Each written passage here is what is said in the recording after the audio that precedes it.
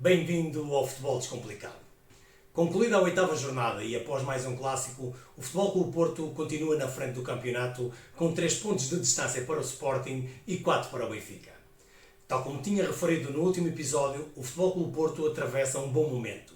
7 vitórias consecutivas para a Liga, mais 2 na Liga Europa e só a oitava jornada não conseguiu somar a totalidade dos pontos em disputa.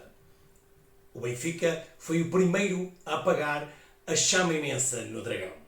O Sporting, nesta jornada, recebeu o Sporting Clube Braga e não conseguiu, apesar da campanha abaixo das expectativas dos arsenalistas, no que ao campeonato diz respeito, capitalizar o clássico do Dragão. Ou seja, não conseguiu nem afastar-se do Benfica, nem tampouco aproximar-se do Futebol Clube Porto. O empate em Alvalade, juntamente com o verificado no Dragão, deixou tudo igual no que ao pódio diz respeito. Mas vamos focar-nos no clássico do Dragão, que foi aquilo que me trouxe até aqui. Todos os indicadores de análise antes do jogo levar-nos-iam para uma vitória azul e branca. Com a vantagem de jogar em sua casa, com um ciclo vitorioso inquestionável, com um maior registro de golos marcados e menos sofridos, com um domínio praticamente absoluto em todos os jogos disputados, anímica e psicologicamente muito mais capacitado que o seu adversário, o Futebol Clube Porto tinha tudo a seu favor. Como é óbvio, no campo meramente teórico. Mas era indiscutível que o Benfica não vivia propriamente um bom momento, levando inclusive à troca de treinador. Contava já com 2 empates para o campeonato em apenas 7 jornadas. Vitórias muito sofridas frente à Estrela da Amadora, Alverca e Gil Vicente. Ora, se a isso juntássemos a autodesconfiança de muitos dos seus jogadores, com um rendimento questionável, até pelos valores que o Benfica disponibilizou para os contratar, a pressão de fora para dentro a crescer e, como se isto tudo não bastasse, ainda foram alvo, durante a semana, de uma virose que afetou vários jogadores do plantel. O Benfica entrava no Dragão a 4 pontos e podia sair a 7, complicando assim muito o seu futuro na Liga.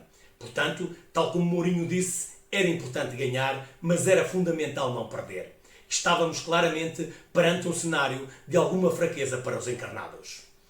Lembrar-se-ão certamente de eu no último episódio falar-vos da vantagem do Futebol Clube Porto relativamente aos seus eternos rivais, porque considerava que o técnico do Futebol Clube Porto era melhor que os do Sporting e Benfica. No entanto, de lá para cá, essa vantagem esbateu-se, pois, com a contratação de José Marinho, o Benfica equilibrou com o Futebol Clube Porto. E posso mesmo afirmar que essa vantagem é agora do Benfica. Falo nesta questão porque acho que ela já foi bem evidente no jogo de ontem. A experiência e capacidade de Mourinho permitiu-lhe preparar este jogo de forma superlativa e o Benfica ganha um ponto no Dragão porque efetivamente tem um grande treinador. Conseguiu taticamente anular os pontos fortes do Futebol Clube Porto. Se não vejamos, os centrais nunca tiveram capacidade para construir na primeira fase. Alain Varela e Froholt andaram desaparecidos no jogo. Sainz e PP completamente amarrados. E os laterais com pouca capacidade de se integrarem no processo ofensivo. Sem dúvida que ao nível tático, Mourinho ganhou claramente a Farioli. O Futebol Clube Porto dispôs apenas de uma oportunidade de golo claro, e já nos minutos finais. Não é menos verdade que o Benfica também só dispôs de uma oportunidade de golo e através de uma interseção de Kivior que quase traía Diogo Costa. Mas a verdade é que o Benfica, tal como em Londres, frente ao Chelsea, rubrica mais uma exibição consistente e demonstra crescimento ao nível coletivo e individual. E isso é muito mérito de José Mourinho.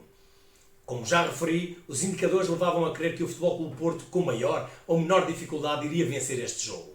Contudo, aquilo que vimos no Dragão foi muito respeito de parte a parte. Se por um lado o Futebol Clube Porto tinha folga pontual, até porque já sabia que o Sporting não tinha ido além de um empate frente ao Sporting Clube Braga, também não arriscou muito e privilegiou o equilíbrio, tal como o Benfica, mas com argumentos distintos, pois a margem de erro, como disse, para os encarnados era mínima e, mais uma vez, sou obrigado a concordar com Mourinho quando diz, e passo a citar, o Futebol Clube Porto também não correu riscos. Trocaram jogador por jogador, ala por ala, atacante por atacante.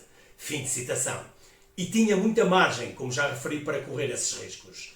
A isso ainda podemos acrescentar algo que também referi no último episódio e que ontem foi novamente muito evidente. O Benfica tem um plantel muito desequilibrado, pouco profundo no que diz respeito à qualidade. A partir do momento em que Sodakov e Lukebakio entraram em falência física, Mourinho não tinha, nem de perto nem de longe, jogadores no banco com a mesma qualidade ou perto disso. Já para Farioli, trocar Varela por Rosário, Gabi Veiga por Mora ou PP por William nem se nota. Portanto, tem de facto soluções que Mourinho não dispõe nesta altura. Mas conforme Farioli mexia na equipa e o Benfica começava a ficar desgastado fisicamente, Mourinho percebeu o momento e de forma pragmática e astuta percebeu que era a altura de fechar o portão da quinta e atirar as chaves ao poço. Isto é, não sendo possível vencer, era fundamental não perder o jogo. Em suma, acho que, tendo em conta todos os cenários, o Futebol Clube do Porto perdeu uma boa oportunidade de se distanciar dos seus rivais. Tinha tudo para vencer o jogo e o Benfica, que tinha tudo contra si, acabou por sair desta jornada conseguindo manter próximo o Sporting e o Futebol Clube do Porto, mantendo-se vivo na luta pelo título. Não que os hipotéticos 7 pontos de diferença e possivelmente 4 para o Sporting, a situação mais plausível no início do dia, colocasse já os encarnados fora desta corrida, mas tornava uma missão hercúlea. Apesar de no Benfica não se fechar empates, este tem um sabor especial, porque afinal de contas o Benfica é, para mim, o grande vencedor, tendo em conta todas as circunstâncias desta 8ª jornada. Despeço-me com o habitual abraço, sem esquecer de vos pedir para subscreverem o meu canal.